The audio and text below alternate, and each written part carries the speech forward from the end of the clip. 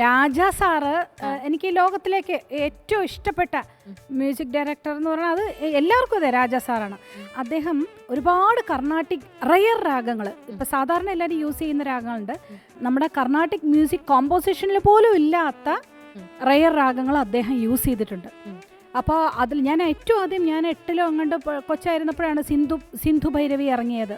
7ലോ അങ്ങാണ്ട്, കുറച്ച് പറഞ്ഞേക്കാം എന്നാലും കുറച്ചുകൂടെ കുറവാണ്, കറക്റ്റ് ഓർമ്മയില്ല. ചിലപ്പോൾ വേണമെങ്കിൽ ഒരു 5 ക്ലാസ് എന്നൊക്കെ വയ്ക്കാം.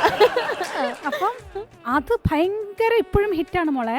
അതിലെല്ലാവരും ഏതൊക്കെ പാട്ട് ഇഷ്ടമെന്ന് ചോദിച്ചാൽ ഇപ്പം ഹരിയോടൊക്കെ ചോദിച്ചാൽ ഹരി ഏതെങ്കിലും ഒരു കലൈവാണിയെ പറയും. ഇപ്പൊ ഷാനോട് ചോദിച്ചാൽ ഷാൻ പറയും. എനിക്ക് അതിനകത്ത് 1.5 മിനിറ്റ് വന്നൊരു പാട്ടുണ്ട്. ആനന്ദ നടനമാടിനാർ ധീം ധീം തകിട തനന തജം തജം എന ശക്തി ആനന്ദ നടനമാടിനാർ ശക്തി. ഈ പാട്ടാണെന്ന് ഞാൻ പറയും. കാരണം ആദ്യമായിട്ട് ആ പാട്ടിൻ്റെ രാഗം ഞാൻ കേൾക്കുന്നത് രതിപതി പ്രിയ എന്നൊരു രാഗം, ഹരിക്കൊക്കെ അറിയാം രാഗം. അപ്പോൾ ആ രാഗം ആദ്യമായിട്ട് ഇദ്ദേഹത്തിൻ്റെ കോമ്പോസിഷനിൽ നിന്നാണ് ഞാൻ കേൾക്കുന്നത്. ഒന്ന് ആലോചിച്ച് നോക്കുക, ഒരു മ്യൂസിക് ഡയറക്ടർ.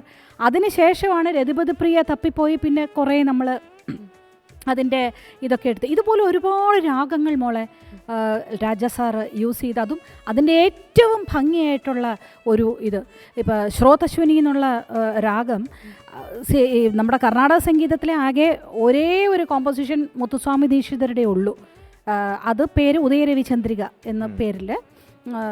പക്ഷേ ഇദ്ദേഹത്തിൻ്റെ 13 കോമ്പോസിഷൻ ഉണ്ട് രാജാ സാറിൻ്റെ. ശ്രോതശ്വിനി എന്നുള്ള രാഗം, അതായത് ഉദയരവിചന്ദ്രിക ബേസ് ചെയ്തിട്ട് അത്ര ഞാൻ അങ്ങനെ ഒരുപാട് കാര്യങ്ങൾ അദ്ദേഹം ഞാൻ നോക്കുമ്പോൾ ഒരു പടത്തിൻ്റെ BGM വരെ ഞാൻ ആ ഹീറോയിൻ്റെ പേരിൽ ഉള്ള രാഗമായിരിക്കും അതിൻ്റെ മൊത്തം BGM.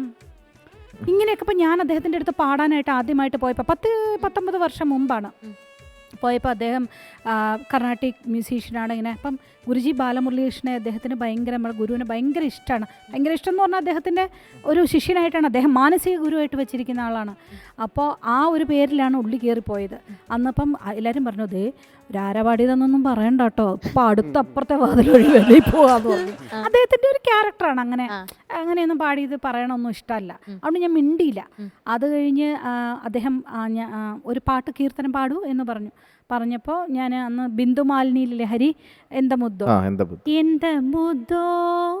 എന്ത സൊഗസോ എന്ത മുദോ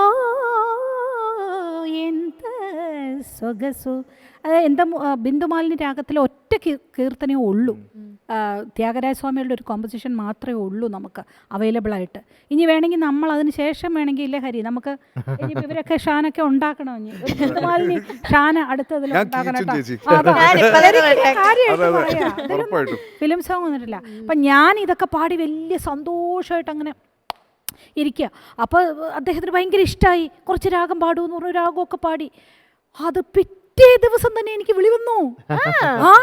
രാജാ സാർ വിളിച്ചു. ഞാൻ അവിടുന്ന് എന്നൊക്കെ പറഞ്ഞ് അവിടുന്ന് എൻ്റെ മനസ്സ് മുഴുവൻ ഞാൻ എന്താ മുതോ പാടി. ഇപ്പം ബിന്ദുമാലിനി അല്ലെങ്കിൽ ഒരു സെമി ക്ലാസിക്കൽ അങ്ങനെയൊക്കെ വിചാരിച്ച് അങ്ങനെ അകത്ത് കയറിയപ്പോൾ വിധു ഉണ്ട്, വിനീത് ശ്രീനിവാസനുണ്ട്, ഞാനുണ്ട്, ശ്വേതയുണ്ട്.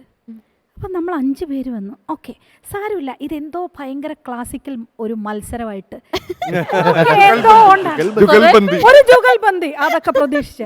അപ്പോഴത്തേക്ക് അവിടുത്തെ വാസുകൊണ്ടം പാട്ട് പഠിച്ചോളൂ. എല്ലാവരും വന്നു.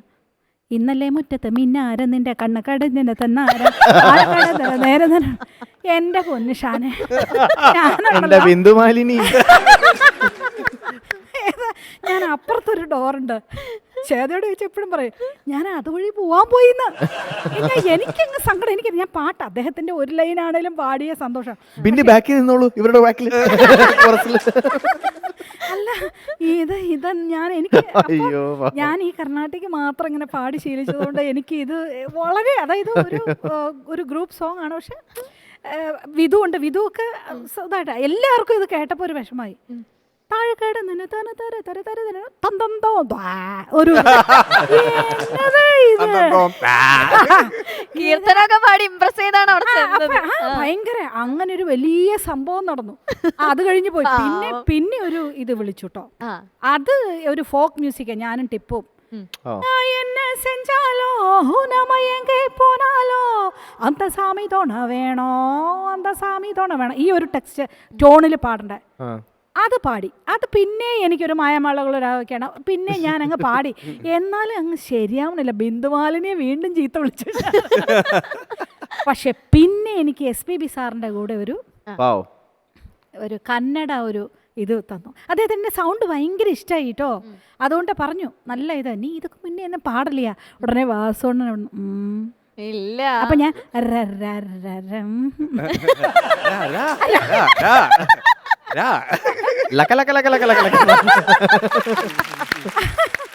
അങ്ങനെ ആ പാട്ട് നല്ല ഒരു മുതലനെ ബാരനങ്കേനെ ഹോഗി തിൻ തൻ തൻ തൻ തൻ തൻ അങ്ങനെ ഒരു നല്ല രസമുള്ളൊരു പാട്ട്. അതൊക്കെ എവിടെ ഇറങ്ങി ഒന്നും അറിയത്തില്ല. എന്താണേലും 3 പാട്ട് കഴിഞ്ഞപ്പോൾ പിന്നെ എനിക്ക് പിടിച്ചു നിൽക്കാൻ പറ്റിയില്ല. 4ാമത്തെ പാട്ട് പാടാൻ വിളിച്ചപ്പോൾ നീ ഒന്നും ഇതൊക്കെ മുന്നേ പാടില്ല വീണ്ടും ചോദിച്ചു. എനിക്ക് എൻ്റെ ഷാനെ അച്ഛനെ അമ്മയെ മറക്കാൻ പറ്റുമോ? ഇല്ല. ഞാൻ പറഞ്ഞു പോയി ഷാനെ. പിന്നെ എന്നെ കണ്ടിട്ടില്ല. അപ്പൊ രാജാ സാർ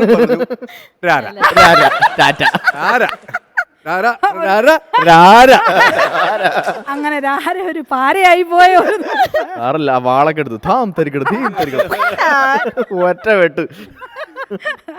അങ്ങനെ അത് എന്താന്ന് എനിക്കറിയില്ല. അയ്യോ ഞാൻ ഇതായിട്ട് പറഞ്ഞില്ല. എന്നാലും പക്ഷെ ചേച്ചി ആ പാട്ട് എന്ത് സൂപ്പറാ. അതെ അതെ അതെ. പിന്നെ അതൊരു എനിക്ക് അവിടെ അന്നൊക്കെ ഫിലിം ഫെയർ അവാർഡ് 4 ലാംഗ്വേജിൽ ഒരാൾക്ക് കൊടുക്കുന്നുണ്ടായിരുന്നു 2005. അന്ന് എനിക്ക് കിട്ടി. അതൊരു വലിയൊരു കോമ്പോസിഷൻ വിദ്യാജിയുടെ. അതെ. പിന്നെ ആ ഒരു പാട്ട് എനിക്ക് മറച്ചു വെച്ചില്ലേ ഹരി? നമുക്ക് മറച്ചു വെച്ച് അത് ലൈഫിലെ ഏറ്റവും മികച്ച പാട്ടായിട്ട് മാറുന്ന ഒരു പ്രൈഡ് ആയിരിക്കണം. അതായിരിക്കും. അപ്പൊ അതങ്ങനെ ഒരു സംഭവം അങ്ങനെ കുറെ ആരെങ്കിലും ചോദിക്കുന്നതിന് മുന്നേ നമ്മൾ പറയേണ്ട ഒരു പാട്ടാണ് അത്. ഇദ്ദേഹം ദൈവമല്ലേ എനിക്ക്, അല്ലേ? അതെ. അപ്പൊ പിന്നെ എനിക്ക് ഇദ്ദേഹത്തിന്റെ ഒരു വരിയാണേലും ശരി എന്താണേലും പാടണം എന്നുള്ള ഏതൊരു സിംഗറിനും ഒരു ആഗ്രഹമാണ്.